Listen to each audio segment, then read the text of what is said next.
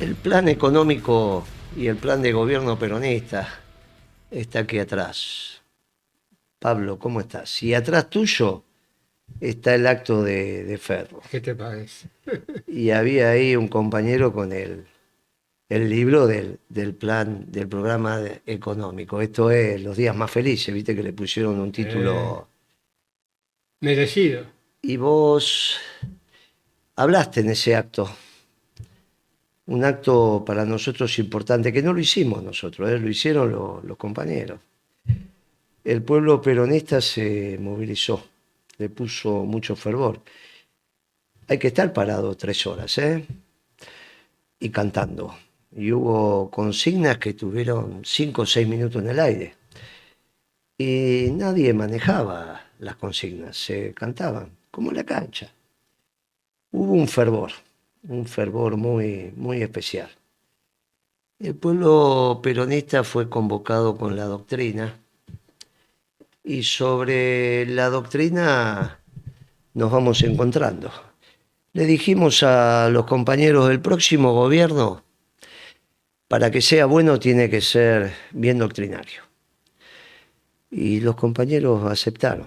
Cuando el gobierno es peronista y doctrinario, las cosas salen bien. Y lo que no podíamos repetir es primero ganemos, después vemos. Porque cuando vimos a Milei. Entonces hicimos un plan de gobierno que lo presentó Pimpi. Muy bien, Hizo un presentado. Y vos hablaste sobre la rama empresarial. Y te escucharon atentamente los compañeros. ¿Qué te pareció el acto? Contanos un poco. ya fue un acto, yo te diría, extraordinario.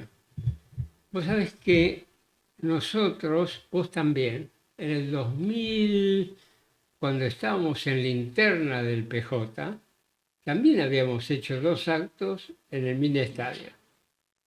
No sé si te recordarás. Estaba Carlos Grosso, en fin. Tengo por ahí todavía una foto, después te las muestro. Historia. Bueno, pero nunca habíamos logrado juntar más de 2000 personas.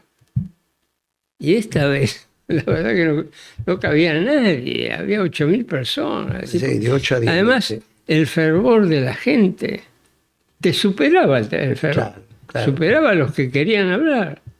Era extraordinario. Yo creo que ese acto marcó un antes y un después.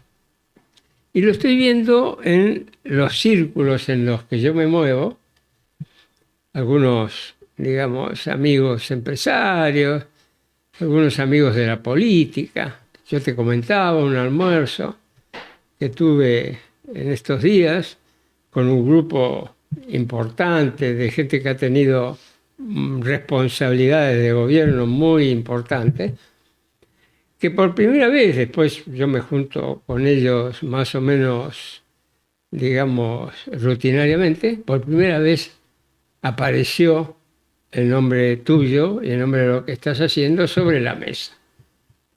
Es importante, por eso me parece que es un antes y un después. Y todos tienen que tomar nota de eso. No solo el peronismo ha tomado nota también otros sectores políticos, el empresariado, y ha tomado nota el presidente. Claro, el presidente volvió a hablar sobre mi persona. Es la segunda vez. La primera había dicho que era como el Guasón, el Pingüino, era el villano de la serie de Batman. Y él debe pensar que era Batman. A mí, la verdad, que siempre tenías ganas de que el Pingüino le diera un paraguaso a Batman. ¿Viste? Cada tanto te daban ganas que el zorro se cayera del caballo, ¿viste? Ah, En este caso hizo mención a la formación económica, diciendo, bueno, somos trogloditas, dijo algo poco cavernícola, no importa.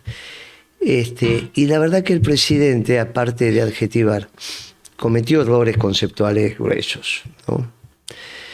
Él, como es un adolescente, le gusta manejarse con funciones monocausales, las relaciones de una variable que es la que genera la causa y otra que está el efecto. la variable independiente y la variable dependiente. Cuando hay una variable independiente que trabaja sobre la variable dependiente, es monocausal. Cuando hay varias variables, es multicausal. Los adolescentes suelen trabajar, están en crecimiento, están en formación, con variables monocausales. Entonces él dice, no, la inflación tiene en todo tiempo y lugar una sola causa, la vieja frase de Milton Friedman. Lo que Friedman no aclaró, porque no hacía falta, que era en el largo plazo. Obviamente, toda economía. Pero si lo lees a Friedman con un poco de atención, te das cuenta que esa frase era una frase que metió dentro de un contexto. Nunca dijo la única causa de inflación ha sido la emisión. Claro. En todo tiempo y lugar, en el largo plazo. Claro. Porque en una economía monetaria es obvio que las variables nominales se expresan en función de la moneda. Si no hay moneda, no hay inflación, por lo tanto, es una tautología.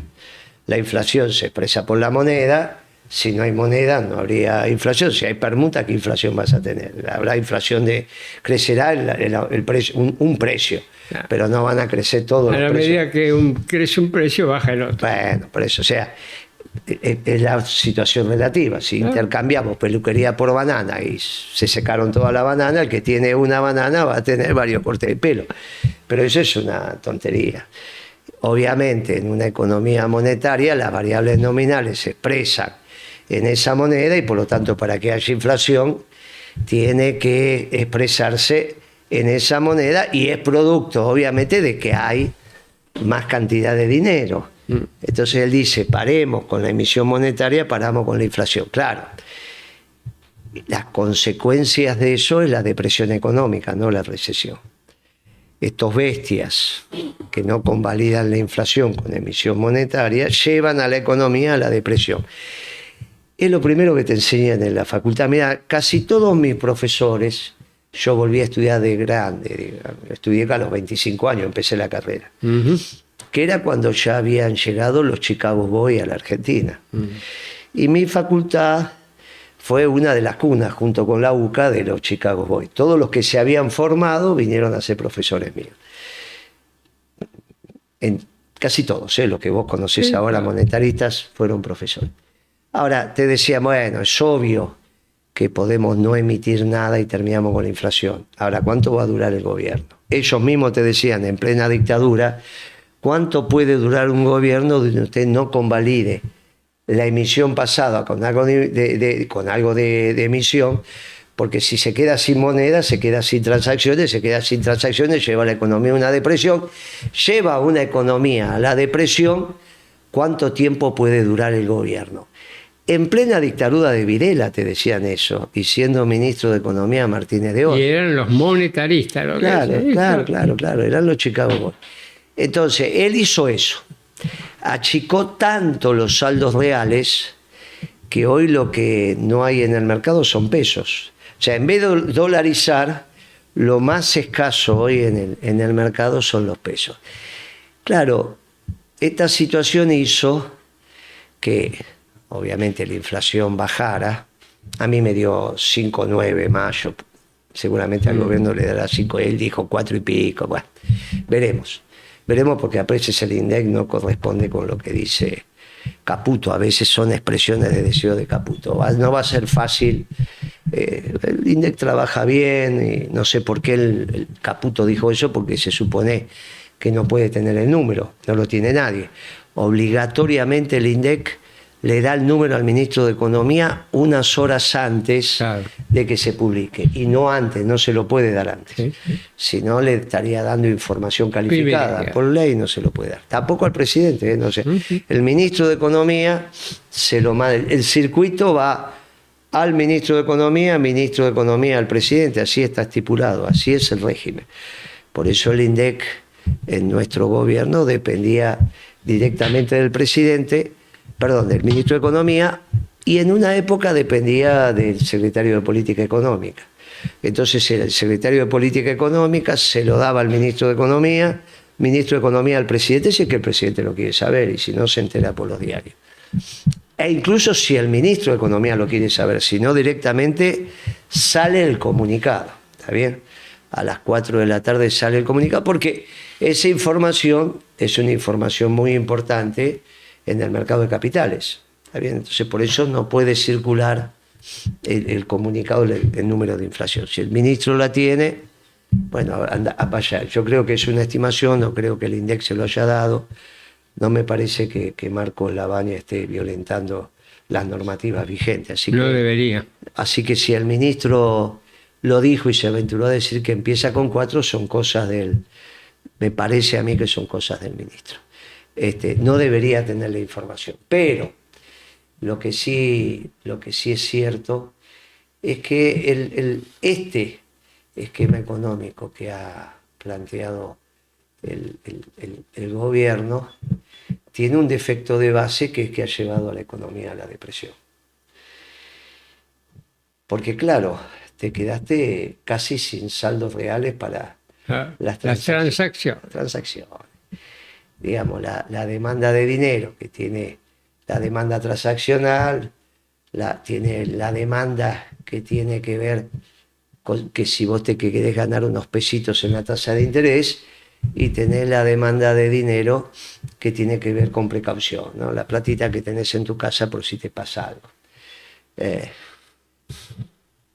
Muchachos, con esta tasa de interés estás retirando los depósitos del mercado y los vas a gastar o los pasás para precautorio o los retirás para las transacciones. Pero la realidad es que el que no tiene pesitos en el mercado, de acuerdo a la estratificación de la sociedad y el nivel de ingreso que tenga, tampoco tenés la platita para hacer las transacciones. Por lo tanto, este es el problema que tenés. Y por eso caen las transacciones y hay empresas que están facturando el 20, el 25, el 30% de lo que tienen que facturar. O sea, la caída es 80, 75, 70. Nosotros mismos facturamos el 42% de lo que teníamos que facturar. 42%. 42% de lo que teníamos que facturar. En función del objetivo que nos ponemos. Pero todas las empresas del sector están así. Esto de Milei es obvio que si no emitís y llevas la economía a la depresión, vas a bajar la inflación. Ahora, los empresarios tienen un problema muy serio porque se les desvaloriza el stock.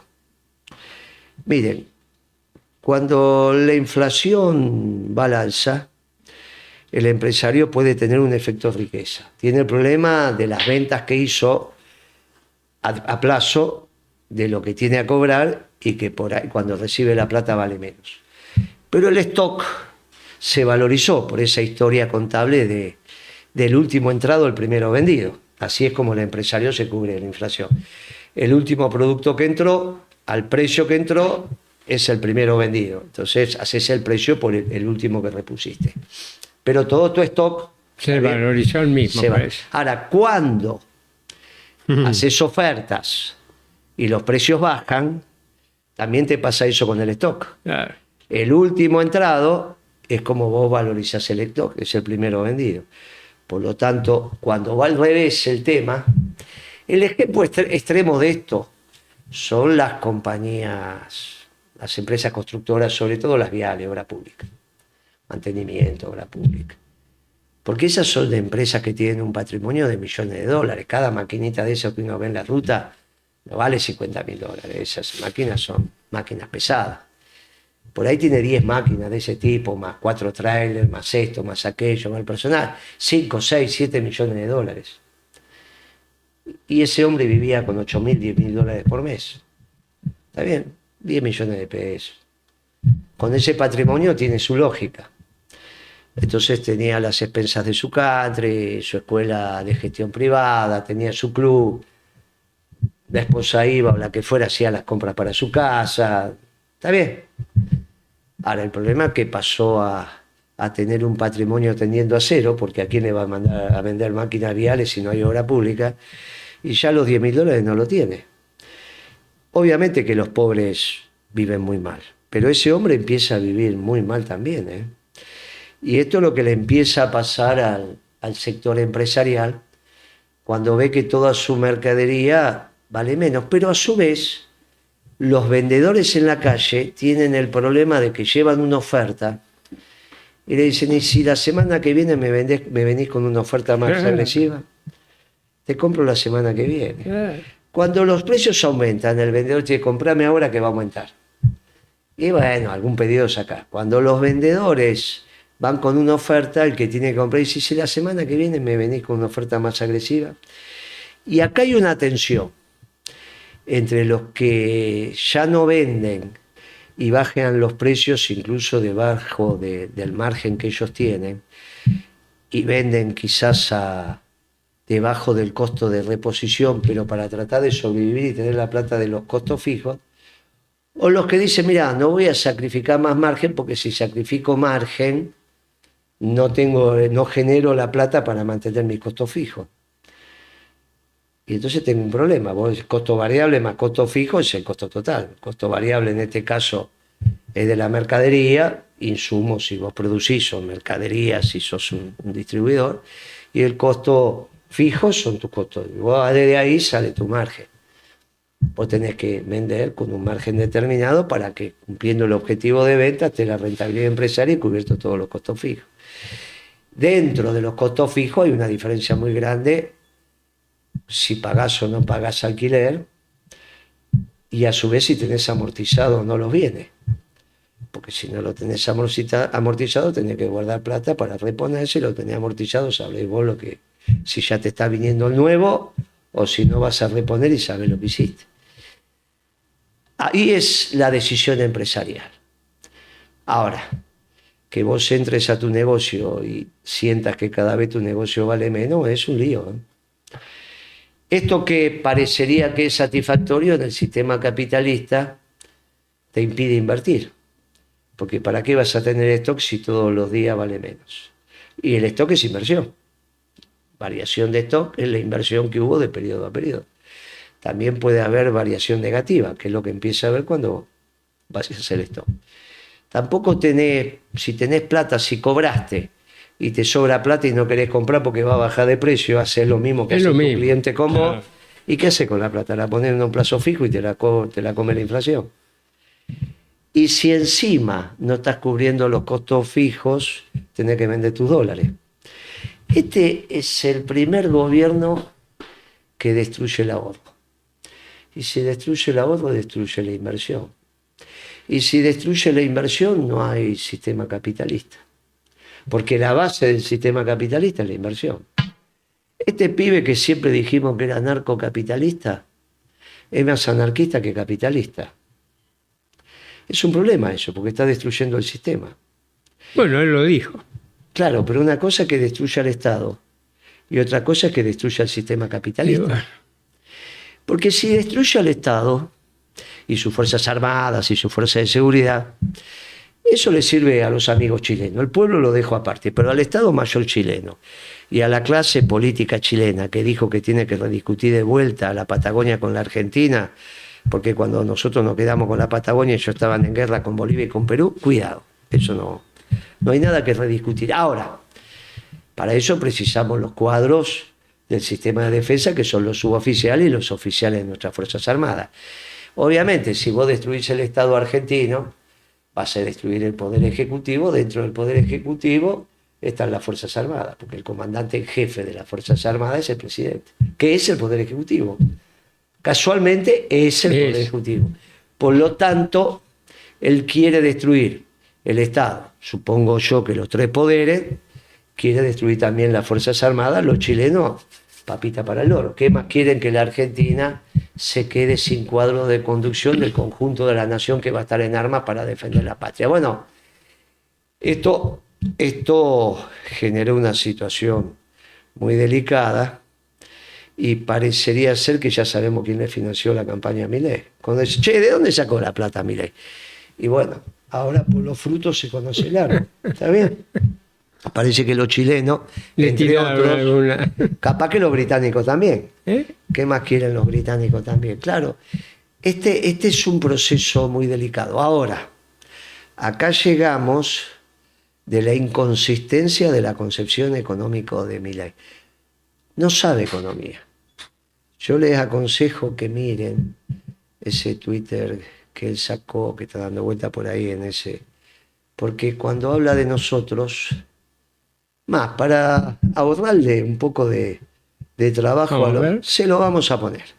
Este Twitter es el que estamos hablando. A ver, si yo les pregunto a cualquiera de ustedes qué opinan de Moreno, controlando precios, me van a decir que es un cavernícola.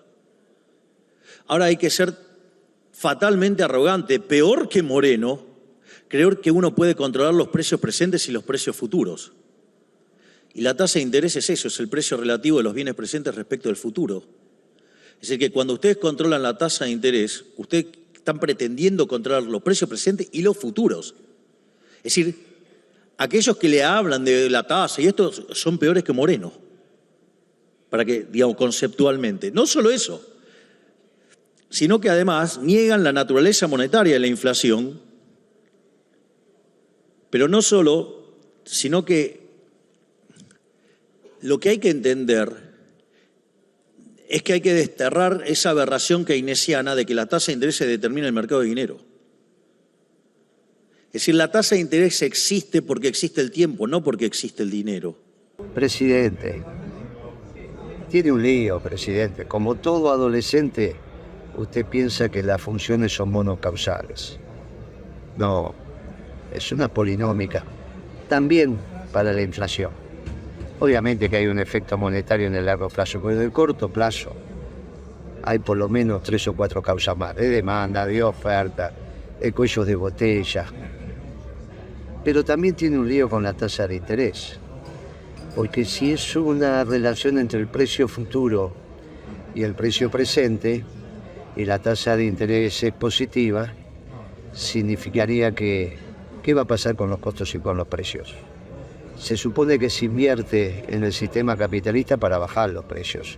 Eso es lo que demuestra el funcionamiento de esto que llamamos sistema capitalista. Se invierte para bajar los precios, no para subirlos. Bueno, presidente, hay que reflexionar un poco más antes de hablar, ¿eh?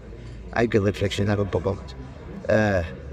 Pero bueno, lo perdonamos porque sabemos que está en una etapa de formación. ¿Qué te pareció el Twitter, Pablo? Y es un gran disparate, pero aparte de ser un disparate, porque no sabe de lo que está hablando, esa monocausalidad que vos muy bien has captado en Milei, viene por su insuficiencia intelectual de comprender fenómenos complejos, ¿no? Entonces es más fácil. Además es más fácil, tiene más impacto en lo que él quiere. Y bueno, esto es así y se acabó, ¿no? Muy simple. Es un impacto mediático como él quiere entrar. Pero ¿sabes qué significa también?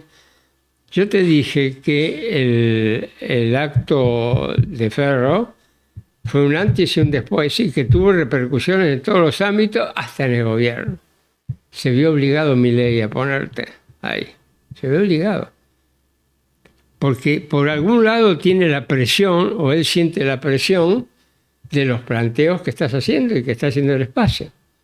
Entonces se ve la obligación de confrontar. Pero le va mal en la confrontación, estimado. Creo que vos le respondiste algo, ¿no? Yo le respondí como lo acabas de ver, y esto hizo que él tenga que volver a estudiar. Vos viste que en su mesa hay una foto en un reportaje que él dio, que la dio en su mesa de trabajo en el despacho presidencial, que hay una serie de libros. Y un libro de macroeconomía. Bueno.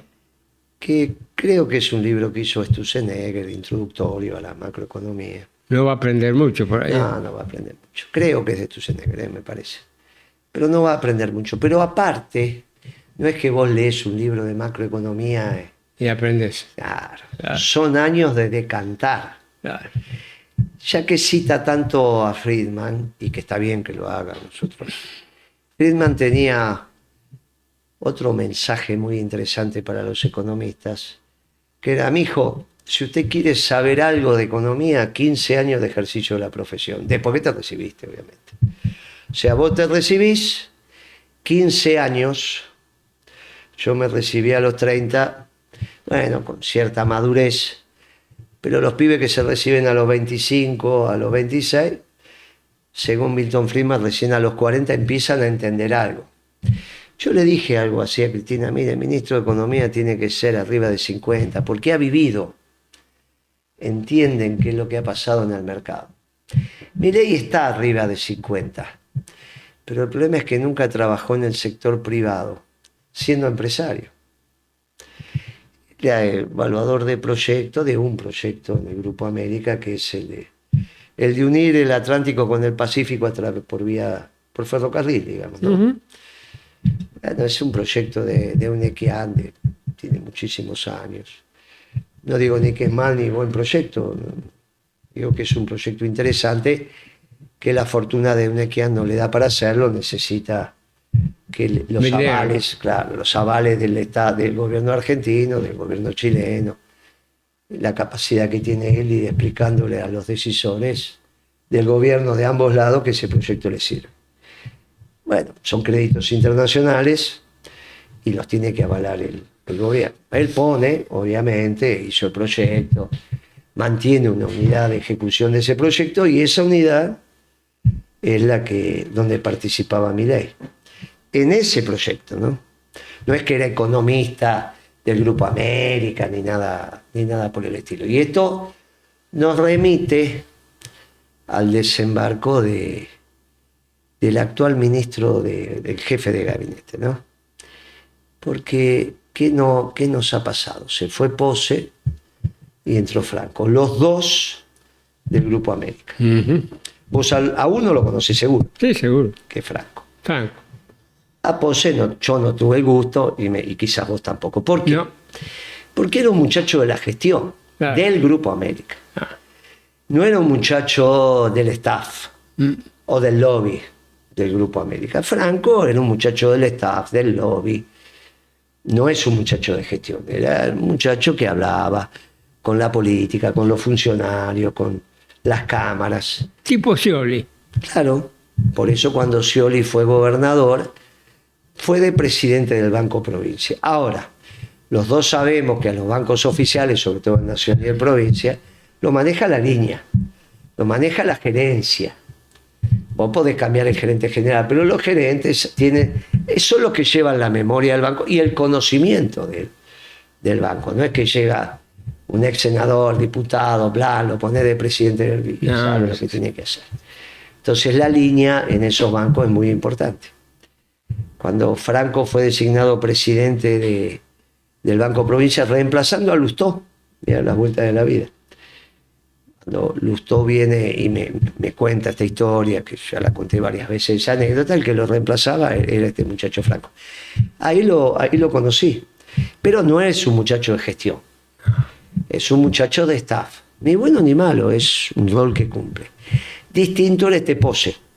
Pose sí era del directorio del Grupo América y a su vez era un muchacho de gestión de un aeropuerto, bueno, todo lo que quieras, pero era un hombre de gestión. Del Grupo América y de las empresas cuyo capital controlante es básicamente Unequian. Y como accionista controlante arma los directorios y en el directorio elige el presidente. Así funciona esto. Y obviamente Unequian merece serlo, es un empresario, un tipo extremadamente lúcido, pero vos imaginate que el jefe de gabinete que había era del Grupo América, gestión, se va a uno de gestión y entra a Grupo América Staff. Staff. La política, y algunos periodistas influenciados por la política, eso que se entiende como política sin gestión, ¿no? El hacer, no. Como relaciones públicas. Claro, dice, no, pero este es mejor porque tiene diálogo. La política también es gestión, obviamente, que es diálogo, pero es gestión. En realidad no es mejor, se fue un tipo de gestión que podía ser mejor o peor, pero lo que intentó hacer Milei fue que alguien le presentara un tipo de gestión bueno a su criterio. Para el criterio de Milei, Pose era bueno, por eso lo puso. se pelearon por H, B o C, dice que es historia, y buscó otro de gestión. Y no le dieron. Y tuvo que poner a alguien de staff. El gobierno se va a deteriorar. Y lo mismo termina aconteciendo con la ley bases. Porque en realidad no hay éxito ya en esa ley. No hay éxito. Ya la discusión en la calle hizo que esa ley tenga un problema de consenso en la economía. No tiene ningún impacto porque de corto plazo esa ley no. La ley fiscal puede tener la esterilización de capitales, pero a Macri le pusieron 100.000 millones de dólares y no pasó nada. ¿Cuánto le van a poner a Milei si es que alguien precisa? La discusión sobre la ley base es una discusión política y ahí no hubo una situación rotunda, ni para un lado ni para el otro. El gobierno se va desgranando en lo económico, en lo político y en la gestión. Se va desgranando al punto que al G7 no viaja. Es increíble. La canciller, increíble. Sí, porque dice que no está anotada, no está en el protocolo, no está. Si no está la canciller en una reunión de G7, ¿a dónde tiene que ir? Bueno, por eso es muy raro lo que está pasando. Esta es mi visión. ¿Cómo está la tuya, Pablo? ¿También se va desgranando? ¿Cómo ves el mundo empresarial? Contando un poquito. Mira, lo más significativo en mi punto de vista es que Milei enfrentaba varios frentes de tormenta que venían casualmente por la depresión. La depresión, la desocupación, el punto de que quizás desde lo social se estaba generando un caldo de cultivo, precisamente por la caída de los ingresos, la posibilidad de desocupación. La desocupación. O sea, enfrentaba todos esos problemas. Pero desde hace 20 días atrás empieza a enfrentar otro tipo de problemas que, si querés, es más complicado para él. Porque son problemas que nacen desde el interior de las fuerzas libertarias o de Milei. Primero, los problemas de gestión en su propio gobierno. Son graves, porque además rozan el tema de la corrupción. Pero después, el veredicto que están dando los mercados. Cuidado, los mercados oscilan, pero hay una tendencia, y la tendencia es preocupante. ¿Qué le están diciendo a los mercados? Los mercados no le están diciendo me preocupa la depresión económica, me preocupa el hambre, no. Le están diciendo me preocupan las inconsistencias internas de los planteos que estás haciendo. ¿Y cuáles son esas inconsistencias internas que ven los mercados, vamos a llamarlo así? Y son con el manejo de las variables que está haciendo Caputo, Bausile y Milei. Digamos, pasando por allí. ¿Es compatible con un enfoque liberal que el gobierno maneje el tipo de cambio, fije el tipo de cambio, fije la tasa de interés? No es compatible, debería ser libre. Ahora, la forma que está manejando la tasa de interés y el tipo de cambio le está trayendo un problema enorme. Porque vos lo ves, como la tasa de inflación no cayó al 1% o al 2%, siempre hay un deterioro del tipo de cambio real. Y ese tipo de cambio real oficial, ¿qué hace? El que quiere exportar dice un minutito, vamos a esperar porque esto se cae. Yo no vendo a este precio. Máxime, y estamos hablando de la producción exportable agrícola, que no se puede tomar el tipo de cambio en comparación con el índice de precio del consumidor. Hay que tomar el tipo de cambio respecto a los costos de la producción agropecuaria. Y los costos de la producción agropecuaria han aumentado mucho más que el IPC. Es decir, que el deterioro del tipo de cambio real para la producción agropecuaria es mayor. Con lo cual, muchos ya dijeron, a mí me conviene guardarla. Bueno, entonces no le están entrando. Porque también la producción es en función del último comprado, el primero Y vendido. bueno, Entonces, la rentabilidad de lo que vos sembraste no está dada por aquellos costos, claro, sino sino por por esto. lo nuevo. Claro. Por lo nuevo. Por eso esa historia de primero entrado, primero vendido, es para las economías estables. Claro. Las economías con alto régimen de inflación es último entrado, primero vendido.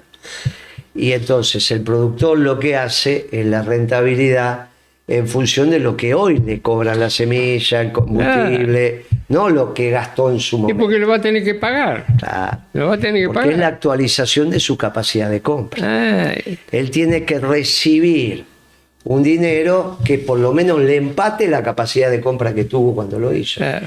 O eso haces las cuentas en dólares, o si las haces en el peso corriente, tiene que ser contra el precio corriente. Claro. Y esta es una evaluación muy simple de proyecto, que para nosotros esto es el ABC y encima por nuestra reflexión y lo que hemos hecho en la vida, por ser empresario. Pero también lo hacen ellos, ya han aprendido a hacer ello. En la década del 70, cuando surgen los primeros supermercados y que se empiezan a fundir, el concepto que había era primero entrado, primero vendido. Vos te entraba el producto, veías el costo, le ponías el margen, Claro. ponías el precio. No estaban acostumbrados a cambiar precio. Por lo tanto, cuando vino el Rodrigazo, lo Ay, que pasó es que le vaciaron la gran los stocks. sorpresa. Claro, le vaciaron los sectores, no estaban acostumbrados. Con la plata que vos recibiste por vender el producto, resulta que no reponías. Y ahí se te armó un lío bárbaro. Bueno, ahí empezó una gimnasia que se entiende y que es lo que hace que los empresarios traten de preservar su stock. Vuelvo a lo mismo, cuando esto se da vuelta, tenés depresión económica y los precios bajan, ese Es stock, al revés. claro, es como, ¿dónde lo ves eso? Cuando vos, gracias a Dios, pudiste comprar tu casa. Entonces vos compraste tu casa a $1.500 el metro cuadrado y hoy está a 1.000 o 1.100. Y vos decís, ¿cómo sigue esto? Claro, esa cuenta, si es tu única casa, vos no la sé, porque Seguís viviendo ahí. claro, el valor que vos tenés Ah. y es la que querés, la que tenés, no estás todo el tiempo viendo. Ah, cuando claro. Ahora, los muchachos que se dedican a esto, o que en su patrimonio tienen una casa acá, una en Córdoba, otra en Mar del Plata, más, dicen, caramba, ¿qué es lo que pasó acá? ¿Mm? Con los autos pasa lo mismo, ¿qué es lo que nos pasa si el auto baja, pierde el valor? Por eso la compra del auto, es decir, bueno, yo pago el auto $14.000, $15.000, lo saco, doy una vuelta y ya perdí el 20%. Vos lo sabés eso, porque un auto usado, salvo que no haya autos nuevos en el mercado, que a veces pasa, el auto usado ya es 0.8, 20% Claro. menos sobre. ¿Está bien? Ahora, eso lo asumís por la facilidad de tener tu auto. Ahora, no es fácil para el que va a comprar el auto decir, lo saco, doy una vuelta y perdí el 20%. Bueno, Sobre todo si es tu negocio. si esto es stock, mañana yo hago y resulta que mi stock se desvalorizó porque tengo que salir. Y encima, si los costos del negocio no te acompañan, al revés, te suben, que están subiendo todos los servicios, más lo que tenés que actualizar de mano de obra, pero suponete que los servicios solo... Hay un montón de negocios que van a tener que cerrar por los servicios, ¿eh? Pero son la factura de agua, son la factura de Claro. luz, son la factura de gas, que no le da para dar la vuelta, ¿eh? No le da para dar la vuelta. Bueno, eso explica el gravísimo error que incurre el gobierno de Milei al decir que los salarios se están recuperando. Ah, bueno. No, pero es una... Bueno, pero ¿hasta dónde puede llegar el disparate en boca del presidente? Lo que pasa es que es un engaño. La masa salarial está cayendo. Claro.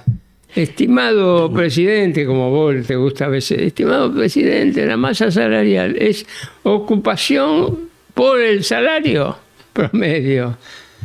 Y el salario, algunos gremios pueden estar aumentando más que la inflación. Puede ser que el salario promedio le haya empatado a la inflación. ¿Y cuál es la ocupación? Está cayendo fuerte. Claro. Entonces la masa salarial, que es lo que interesa para la reactivación y el consumo, está cayendo, señor presidente. Un salario individual puede estar ganándole a la inflación del mes. No recupera la que perdió. No, nunca. Pero a su vez, la masa salarial, que es la cantidad de ocupados, hasta el propio Banco Central lo dice, la cantidad Claro. de cuentas que han cerrado de cuentas sueldo. Pero eso lo registrado, y no registrado debe ser mucho más. El sufrimiento en la economía informal es fenomenal. Es fenomenal. Sí, claro. El sufrimiento en la economía. ¿Qué es lo que estás viendo? ¿Qué es lo que te está aconteciendo? ¿Qué es lo que estás observando en la calle cuando observas la pobreza? Y acá me remito a la declaración también de Franco, que dijo: salgamos a la calle. Salgamos, Franco. Venite, te espero en Salta y Carlos Calvo. Y ahí empezamos a caminar. Y si no querés caminar, nos paramos ahí y vemos pasar los cartoneros que vienen remontando por Salta. Y vos los vas contando y te vas mirando. Si venís a la tarde, después vamos a dar una vuelta a ver cuánto están durmiendo en la calle. Y te vas a dar cuenta que esto no es así. Ahora, y vamos con esto a una aclaración metodológica. Vos sabés que cuando se estudiaba, éramos de las necesidades básicas insatisfechas. Esos Claro. se medían como indicadores sociales. Las famosas NBI, necesidades básicas insatisfechas. El gobierno de Alfonsín empezó a medir la pobreza porque se puso de moda la pobreza. No empezó a medir, dijo: quiero medir la pobreza. Estos muchachos, como son radicales, Demoraron un poco. mientras hicieron la metodología, bla, juntaron un grupo de expertos, que está todo muy bien, hicieron la metodología, hasta que hicieron el documento final, te quedaste sin gobierno. Vino Menem, que fue el primero que midió la pobreza. Desde Menem para acá, de Alfonsín para acá, primer presidente de la era democrática, nadie cambió la medición, porque es la manera de comparar. Con errores, sin errores, nadie la cambió. Primero que la cambia es Macri, porque lo que quiere es que la pobreza le dé alta, porque él había dicho que era el 30%, y como la pobreza es ingreso contra una canasta de consumo, si vos pones una canasta exigente, vas a tener más pobres, es obvio. Si en vez de medir salame picado fino, medís jamón o bondiola, bueno, entonces, eso como un ejemplo. Obviamente que subís el nivel de exigencia. La canasta de Macri es más exigente, de tal manera que la pobreza le dio un 30%, 32%, que era lo que ellos estaban diciendo. Ahora, cuando palmaron las cifras, las dos series, de la que venía de Macri, con la que empieza, de Alfonsín, con la que empieza con Macri, la distancia entre una función y otra son 14 puntos porcentuales. ¿Quién lo dice? El INDEC. Vos vas a la metodología de la pobreza y te dice: son 14 puntos. Estos 14 puntos se continúan en la medición, porque la manera de medir la pobreza de Macri no se cambió con Alberto, ni ahora. Por lo tanto, para el 54% que llegó en el 2002, después de la devaluación y demás, primer trimestre del 2002, producto de los desaguisados del gobierno de la Alianza, hoy serían 68. O sea, vos tenés que medir 68. Claro. Puede ser que sea 68 sin ninguna duda hoy. ¿Cuándo te vas a enterar de esta medición? Dentro de 6 meses. Porque la pobreza se mide por trimestre, pero se publica por semestre. Hay 2 publicaciones anuales de pobreza. Por lo tanto, cuando te la publique el INDEC ya van a haber pasado. Lo último que publicó el INDEC es mitad de septiembre. Publicó Del año pasado. el último semestre. Claro. ¿Qué es mitad de septiembre? Va a ser de julio, agosto, septiembre, octubre, noviembre. Bueno, Promedio. Promedio de eso. Vos imaginate que estás en septiembre. Te tiene que pasar octubre, noviembre, diciembre. Fíjate todo lo que tenés. Fin de septiembre, bueno. Tenés, imagínate en cuánto estarás. Todo el desaguisado que tenés al día de hoy. Esta estimación hoy te tiene que estar dando, con la metodología Macri, 68-70% de pobres. Ahora, cuando el jefe de gabinete dice vamos a la calle a comparar, él quiere comparar con su vida, porque es lo lógico, lo que él vio. Él vio el 54% de febrero, marzo del 2002. Pero él tiene que pensar que con lo que él vio en aquel momento hay 14 puntos más. Por medición. 68. Claro, entonces, cuando vos comparás con tu vida, primero que ves mucha más gente en la calle, de eso no tengas ninguna duda. Pero aparte porque la canasta es más exigente. Porque es la medición Macri. Entonces, con esa, a menos que vuelvan a la medición Alfonsín, con la medición Macri, tiene que ponerse más exigente. No es lo que él vio y comparar, porque hay 14 puntos. Claro, él no lo sabe, no tiene por qué saberlo, no es un experto, es un abogado, qué sé yo. Sabe lo que sabe. Pero también hablan de lo que no saben, igual que le pasa a Milei. Milei no es un muchacho formado en la macroeconomía. No tiene, él está formado en la microeconomía, las relaciones entre las personas, y hasta ahí. Por eso ideológicamente está formado. Y cuando utiliza la función consumo, es la función consumo personal, no consumo agregado. Claro. ¿Está bien? Claro. Él utiliza los conceptos de la micro. Él debió utilizar el concepto de utilidad. Pero el concepto de utilidad es en el consumo personal. No es en el consumo agregado de la ecuación macroeconómica básica. Hizo un lío tremendo. De lo mismo que cuando habla de la función inversión. Por eso la están destruyendo, porque no tiene claro la función ahorro. Este es el primer gobierno que atenta contra el ahorro de las personas, sean humanas o jurídicas. Vuelvo a insistir, si no hay ahorro, no hay inversión, si no hay inversión, no hay sistema capitalista. Milei terminás siendo más anarquista que capitalista, con lo cual es lógico que quieras destruir el Estado. Ahora, si vas a destruir el Estado, también vas a destruir los cuadros de conducción de las Fuerzas Armadas. Ahí sí vamos a estar indefensos y ahí sí el Estado Mayor chileno se hace una fiesta. Este es el problema que tenemos con este presidente, Pablo. Grave problema. Un problema muy serio. Grave problema. Y los mercados lo están viendo. Los mercados lo están viendo. Le están diciendo, bueno, ya, mucho aplauso, mucho aplauso. Nadie pone un dólar, un peso para invertir. Y el otro problema que tiene es la tasa, es el tipo de cambio que ya habíamos hablado y es la tasa de interés. La tasa de interés, el esquema de Caputo Bausili cierra si es negativa. Ahora, llega un momento que se empareja la tasa de interés negativa con la devaluación del tipo de cambio, con lo cual ya no hay ganancia en entrar dinero porque no se justifica, el riesgo es grande. Entonces, lo que le están diciendo los mercados, porque ¿sabes qué pasa? Acá puede haber un golpe político, puede haber un golpe económico. Puede haber un golpe económico. Puede ser que los mercados digan, bueno, se terminó esta fantochada, no queremos saber más nada que esto, cuidado con el tema, ¿no? O ya ganamos suficiente. Ya ganamos suficiente.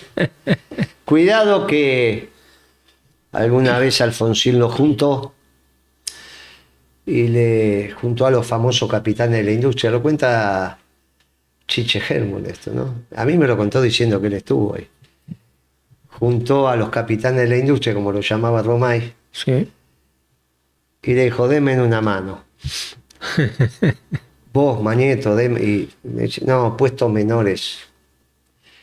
Dice que dijeron, ojo que pueden decir puestos menores. El presidente dijo, che, me van a sacar muerto de acá. Mire, presidente, que el último que yo escuché decir esto fue en la década del 70. Y no quiero revivir esas historias. No tiene que decir esas cosas, presidente. Quizá usted es muy joven, piensa que lo dice porque lo dice, pero yo que tengo algunos años más, al que escuché decir eso, lo sacaron muerto, que fue Allende. Claro. ¿Está bien? Allende dijo, me sacan muerto, y lo sacaron muerto. No diga esas cosas, presidente, no las diga. No vale la pena poner en tensión a la sociedad. Porque aparte no es cierto que va a pasar eso. Nadie va a atentar a esos límites como lo hizo Pinochet. Sí es cierto que hay otros mecanismos, y uno es el que está describiendo Pablo. Cuando el capital se cansa, es bravo. Cuando la calle se cansa, también es brava. Claro. Por eso la política tiene que estar adelante de eso y evitarlo. Y evitarlo. También vimos una senadora de Tierra del Fuego que dice que hay que evitarse otro Milei haciendo una ley de salud mental. Nosotros hace mucho tiempo que decimos que está chapita. Yo lo conozco, está chapita, y me caía simpático. Un chapita en el barrio no pasa nada, un chapita en una empresa no pasa nada, un chapita Presidente. en un equipo de fútbol no pasa nada, el loco Gatti, el loco Houseman, no pasaba nada. Un chapito a presidente es un lío bárbaro. Entonces, fue una moción de la senadora. Hagamos una ley de salud mental. Bueno, es un tema de los senadores. Que el presidente está chapita, lo dicen todos. Tratemos de evitar estas situaciones dolorosas que nadie está buscando con la política adelante. Siempre la política explicando que esto tiene otra resolución dentro de la ley y el orden y el marco constitucional. Y por eso nosotros estamos trabajando. Este es nuestro objetivo. Dentro de la ley, el orden y en el marco constitucional, que esto se resuelva lo más rápido posible. Para evitar el sufrimiento de la gente. Claro. Es así. Claro. Pablo, muchas gracias. Gracias a vos. Hablamos de economía, hablamos de los empresarios, hablamos de cómo se está reorganizando el peronismo, cómo la doctrina va a ir al frente y cómo los jóvenes, comprando los libros que escribió Perón, están agotando los libros en las librerías, ahí de la calle Corrientes y demás. Muy interesante porque se abre un negocio que es la reedición de los viejos libros que escribió Perón, que están más actualizados que nunca. Porque, ojo, que en Europa lo que pasó fue la confrontación entre el nacionalismo y la globalización. Ganó el nacionalismo y ahora está en una discusión. ¿Qué nacionalismo? El nacionalismo europeo de puños cerrados y que construyeron su identidad como pueblo destruyendo al distinto, o el de los pueblos americanos de brazos abiertos y que construyó su identidad incorporando al distinto. Y si es esta última, Dios quiera, es el peronismo. Durante 70 años el peronismo es el nacionalismo de inclusión. Por eso están estudiando al peronismo. Por primera vez en la historia del peronismo, el próximo gobierno peronista, que será cuando Dios quiera, va a tener el mundo a favor.